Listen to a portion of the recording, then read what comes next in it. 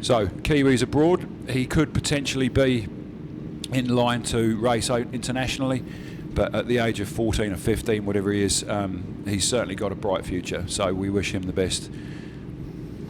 Right, very much reduced grids here, ladies and gentlemen. We've got half a dozen 7 bikes on the grid for the Superbikes, but we'll see how we get on. But Alistair Hugenbosom on the front row with his brother.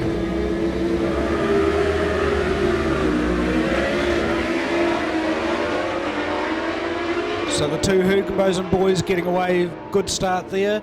And looks like it's Alistair out in front. He got a good start if he could keep the front wheel down, but it looks like it might be Alistair Hugenbosom out front, bike number 43. Tony Rees pushed back to 4th from the front row.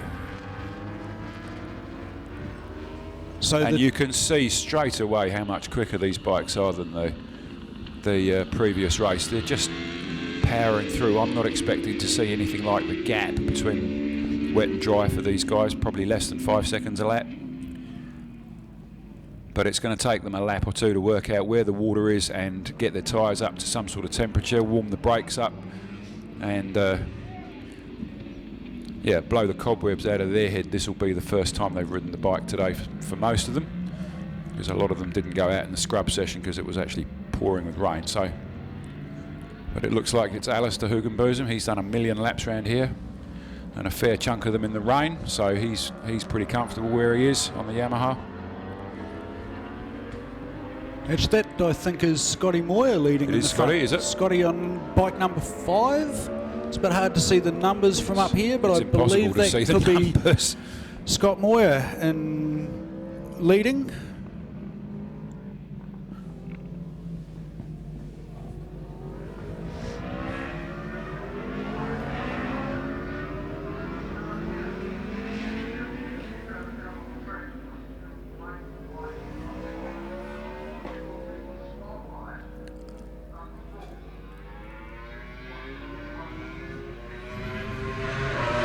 So definitely Scott Moyer got the jump on the field.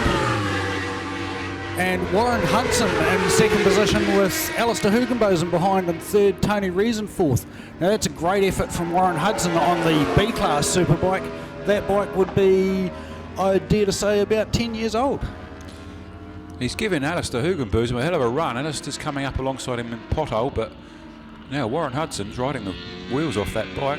Oh, Warren's a serious campaigner who's been doing it for a lot of years. He's well in tune with that motorcycle, so on his home track, he's very hard to beat in these mixed conditions. You can see the power difference between the early model and the late model bike, though. Alistair's just hunting him down. He can get past him. He's quicker through the twisties, but yeah, it's very difficult, because as soon as you move over off whatever dry line there is, you're gambling, basically. Absolutely you are. So great ride from Warren Hudson to hold second place, and here comes Alistair now. That's not so fast. Side by side going into the right-hander. Oh, Warren's backed off. Yeah. A bit of discretion was called. Oh, and Warren's down. Just too excited on the throttle, and he's been collected by the bike, but Warren's a hardy guy. He's pulling himself out from under the bike. That's unfortunate for Warren. Up and standing. It is unfortunate for Warren. Let's hope he can clear the bike off the circuit so that everyone can continue racing. It looks like he's managed to do that quite well, so no concerns there. So Scotty Moyer in first place, followed by Alistair Hugenbosom in second. That will bring Tony Rees up to third place, followed by Dale Finch, Dave Sharp and Ryan Carlton.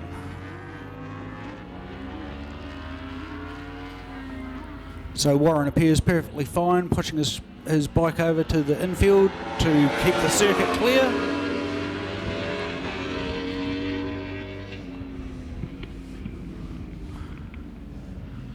So looking at the lap times, best lap today so far by Scott Moyer, 1:43.644.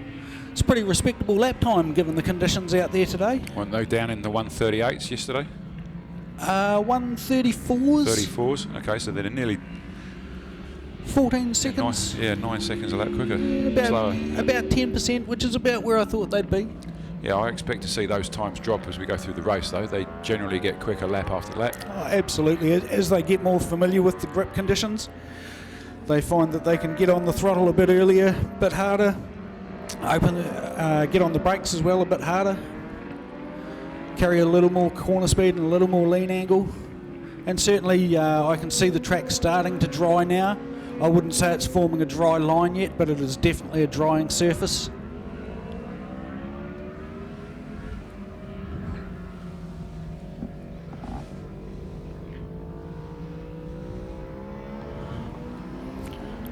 So here comes Scott Moyer back down the straight. Let's see if he's improved his lap time this time.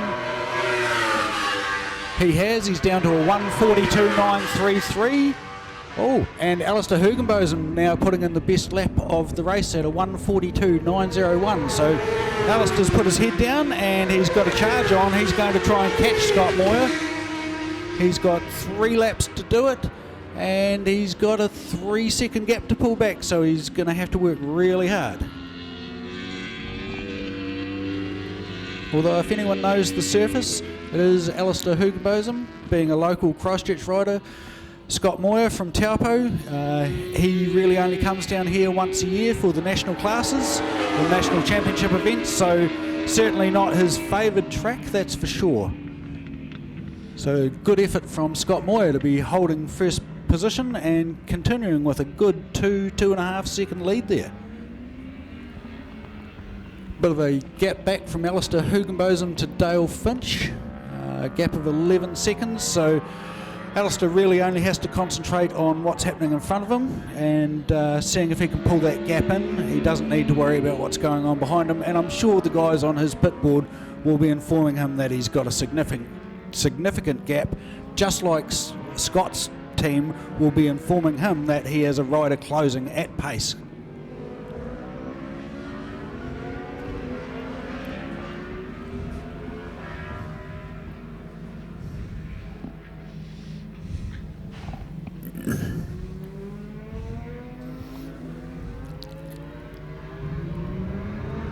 And here comes Scott down the straight again. And once again, Alistair Hugenbosen faster, but only by 0.3 of a second. It's not going to be enough to close the gap back unless Scotty makes a mistake in the next couple of laps.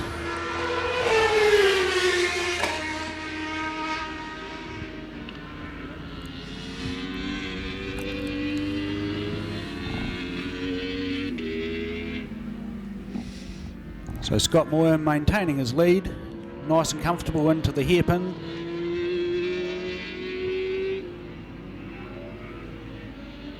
And in fact he is holding that lead at a consistent 3 seconds.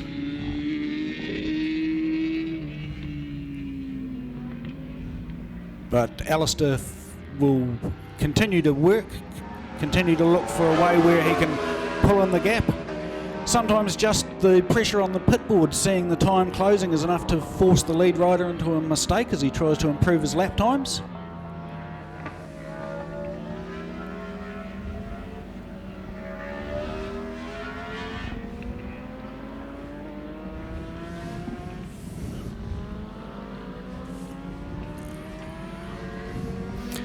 So Scott Moyer leading the race, sponsored by Yamaha New Zealand Blue Crew, Josh Coppins Racing, Dunlop, Diamond Design, CD Vandermeer's Builders, Promoto Motorcycles from Taupo, Dino Lab, Shoei and Ipone Oils. So that's the sponsors of Scott Moyer who's leading this race.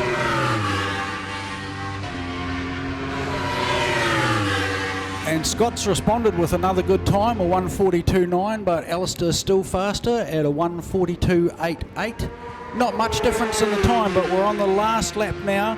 So Scott just has to keep his head down and keep focused on hitting his braking markers and taking the correct lines, not getting on the gas too hard and too early, and he should be able to bring this home safely for first place. Alistair Hugenbosen, a great ride from Alistair. So Alistair, sponsored by Yamaha New Zealand, Altherm Window Solutions, Yamalube, GYTR, the Yamaha Blue Crew and Yamaha Motor Finance, along with a whole host of other sponsors. So congratulations to Al for a great ride as well. Dale Finch on the Kawasaki ZX-10R in third place. Haven't talked much about Dale today, but Dale's a very accomplished rider and certainly making a fantastic effort on his premier season on a superbike.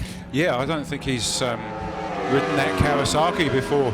No, I think because they cancelled all the rest of the meetings prior to now, so I think this might be his first ever outing on it, which to go out on a big bike like that for the first time in the wet, that's a challenge. Absolutely, and full credit to him to be out there and doing it in the wet for his first session on that bike, and he's doing it successfully. Less than quarter of a second off the off Scotty's time, so yeah, good effort. Absolutely, absolutely. And here we have Scott coming down to take the checkered flag. Congratulations to Scott Moyer, that's a great ride, and in fact he has pulled out a significant gap on the last lap of 5.8 seconds. I'd suggest that Alistair just rolled off knowing that the gap to first place was too much and settled for a significant second place. Dale Finch home in third place on the Kawasaki ZX-10R. Magnificent ride for Dale. Tony Rees bringing it home in fourth place. That's a good effort for Tony in this sort of weather. Tony hasn't done a huge amount of racing in the last couple of years. He's basically left it up to his boys, so to jump back on the Honda CBR 1000 RR in very trying conditions and come home in fourth place is a creditable effort. Dave Sharp also finishing on the Kawasaki ZX-10R. Big bikes to be handling on very unfavourable conditions today, so congratulations to everyone who competed and completed that race.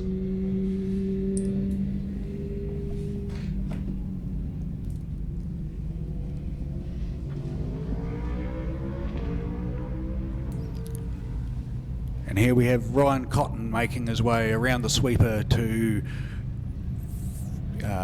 complete the race.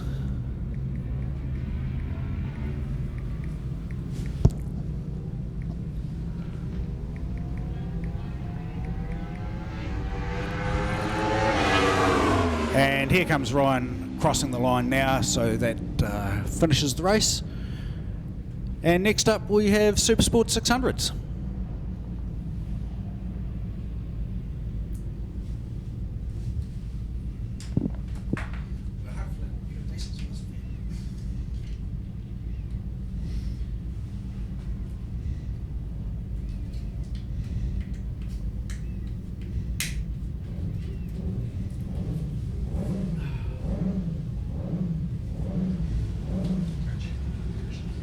Yeah, and I'm going to go and get something.